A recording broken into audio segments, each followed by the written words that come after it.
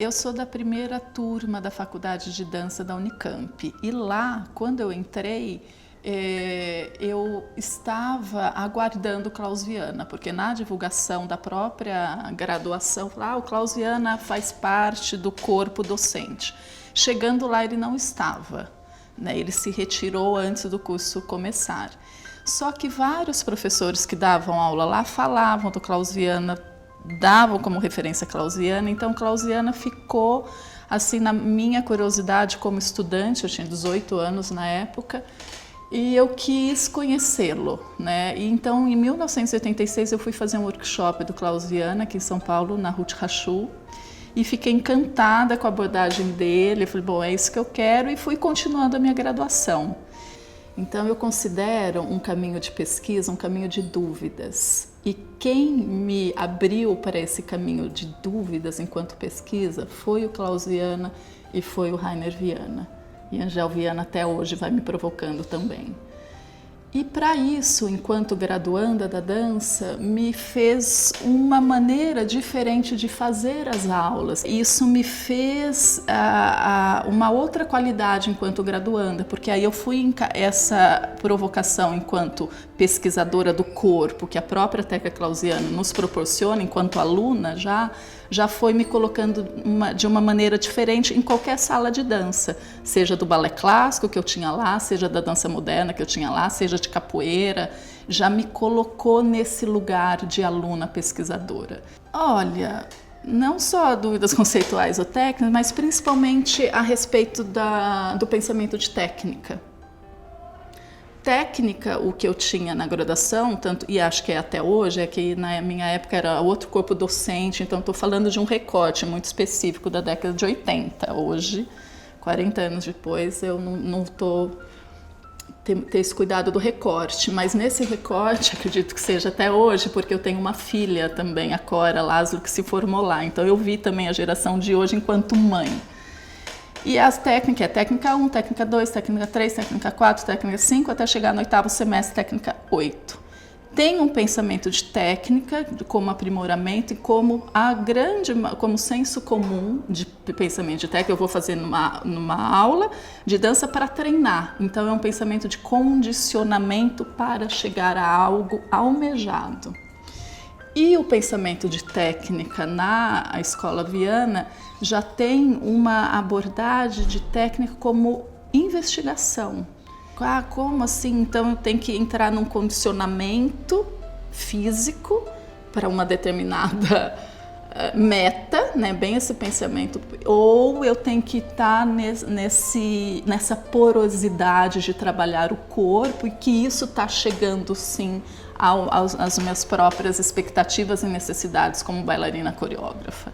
A pesquisa dos Viana é muito inovadora e muito revolucionária, porque já estava cutucando ali desde a década de 60, 70, 80 e hoje no século XXI isso ainda está alimentando discussões e reflexões. Eu acho isso extremamente vanguarda.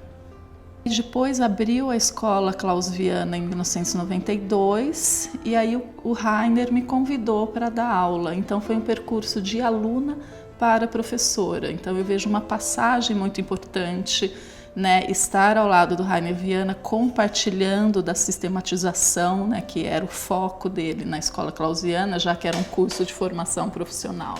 Pensando a sistematização como processo, né, e não como um produto estanque, que era o medo de muitos, né, porque quando se falava lá na década de 90 de sistematização, as pessoas, socorro, não, Klaus Viana, Angel, né, eles estão aí, estão nessa pesquisa. O próprio Klaus também era avesso a essa sistematização.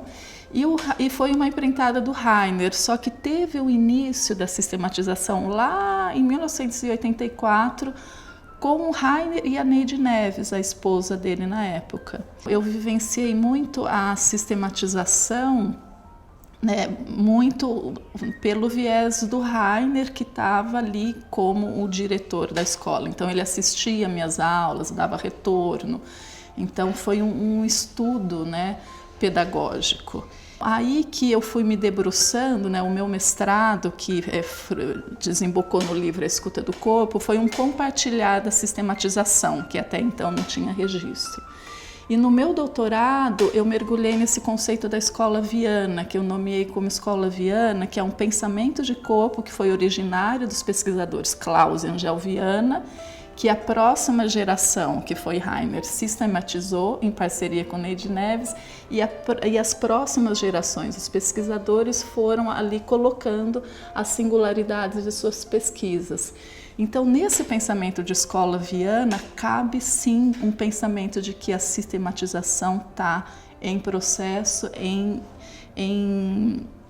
alimento, né? O pensar em processo enquanto como cada pesquisador alimenta a própria escola Viana.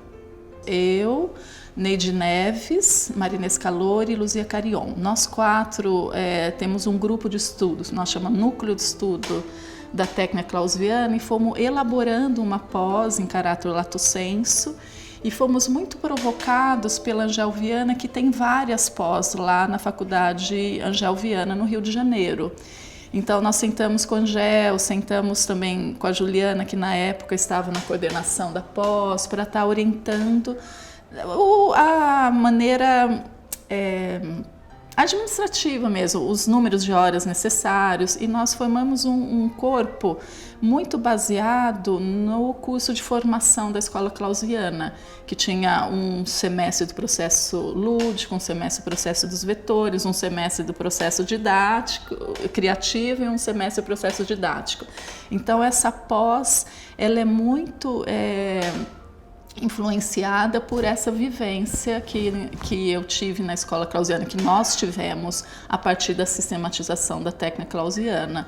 Na PUC, como tem essa carga teórica, né? Então, porque de manhã a aula é das 9 às 5 da tarde, das 9 a 1 é aula prática, e das 2 às 5 a aula teórica, teoria corpo-mídia, e tem uma carga teórica que abre também para um pensamento mais alargado da própria pesquisa, né? Eu vejo na PUC o ganho que nós tivemos lá é fazer esse link com a teoria corpo-mídia, que converge muito com esse pensamento de unidade corpo-mente em relação ao ambiente que a própria pesquisa Viana tem.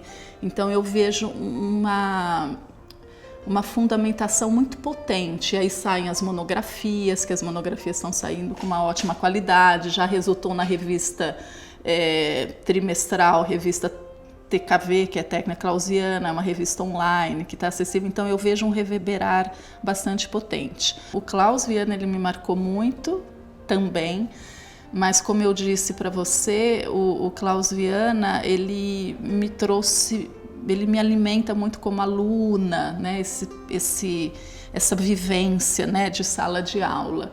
E o Rainer, além de me alimentar muito como aluna, ele me provocou como professora. Porque na minha geração, dar aula, o bailarino que dava aula era, você não está dançando, né? Então vai dar aula. E o Rainer quebrou isso, porque ele tinha um tônus ali de bailarino, era jovem, ele estimulava a sua dança e ele falava, não, eu estou nessa dedicação de professor, e a dedicação de bailarino também é uma outra dedicação, e como que isso dialoga. Então eu, como jovem, na época, como jovem bailarina, eu fui quebrando esse preconceito de dar aula, porque ele foi me mostrando a maneira criativa e de dar aula. Claro que não dá para não falar da partida precoce do Rainer. Então, isso numa formação, né, porque um dia eu cheguei na escola Klaus Viana, o Rainer Viana tinha falecido. Então, numa formação, já estava como professora, mas vendo todos os alunos, a escola Klaus Viana era muito grande, tinham muitos alunos, isso deu uma balançada na própria pesquisa Viana. Não no sentido de balançar a pesquisa, mas os pesquisadores se recolheram um pouco.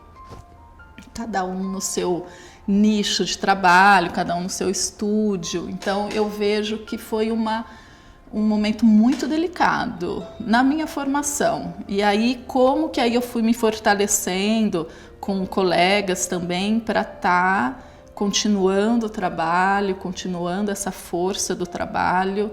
E isso foi um momento muito difícil, uma força de afirmação. porque ele sofreu muito preconceito. Eu estava ao lado dele, de ver o quanto que ele sofreu preconceito ao falar da pesquisa Viana, né? Que colocava, mas como assim? Você, enquanto filho? Então eu vi, ele tinha uma certa resistência de um tônus elevado para estar podendo defender a sistematização. Então isso eu vi uma força, né, no trabalho dele, que isso me provocou bastante, assim, o quanto que você acredita num trabalho e o quanto que você deve defender o que você acredita. O maior desafio de ser um formador no Brasil é todo esse território precário em que nós trabalhamos. Tem uma precariedade do entendimento do que fazemos, do reconhecimento do que fazemos.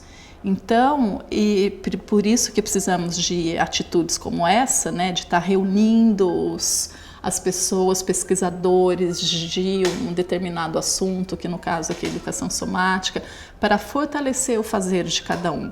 Porque eu vejo que nós estamos, principalmente agora, 2018, nós estamos num momento de retrocesso e isso reverbera, lógico, o nosso trabalho. Então, eu vejo que ao trabalhar dança, educação somática, nesse país você tem que acordar e dizer sim à sua profissão todos os dias. O livro do Klaus Viana, né, que é a primeira edição de 1990, quando ele lançou o livro. Hoje já está, acho que na 5ª edição, se eu não tenho certeza. Mas o que foi marcante é poder ler o seu mestre.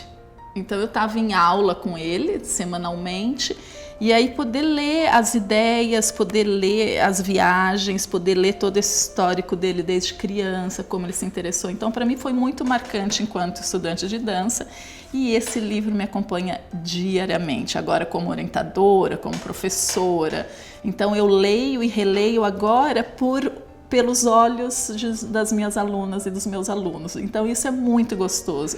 Então tem trecho que eles me trazem nos seus trabalhos de doutorado, mestrado, TCC, enfim, que eu falo, nossa, eu não tinha visto por aí. E aí eu vou lá, é mesmo, ele disse. Então isso é muito bom. Então e também eu trouxe esse livro porque na época, na década de 90, não era tão comum ter a bibliografia de nossos pares, né? Hoje tá muito por conta dos mestrados, dos doutorados, os livros dos nossos pares estão mais presentes na nossa biblioteca. Naquela época não. A técnica Klaus Viana é uma técnica de dança e que pode ser eu considero como educação somática. Mas uma outra abordagem da educação somática, eu vou explicar por quê. Porque a maioria das práticas somáticas, elas partiram da pesquisa da saúde, de pesquisadores da saúde, ou para restabelecer alguma queixa, a maioria é isso.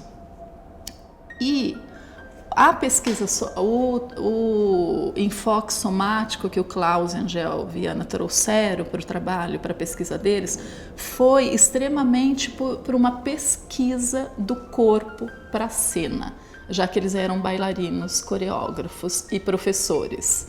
Né? Então, eu vejo que a partir da educação somática, da técnica klausiana como educação somática, do trabalho dos Viana, já tem uma diferença pela própria saída da pesquisa, né? Então, aí eu vejo uma porosidade, uma permeabilidade ao se falar com as artes cênicas, seja a dança, seja o teatro, seja a música.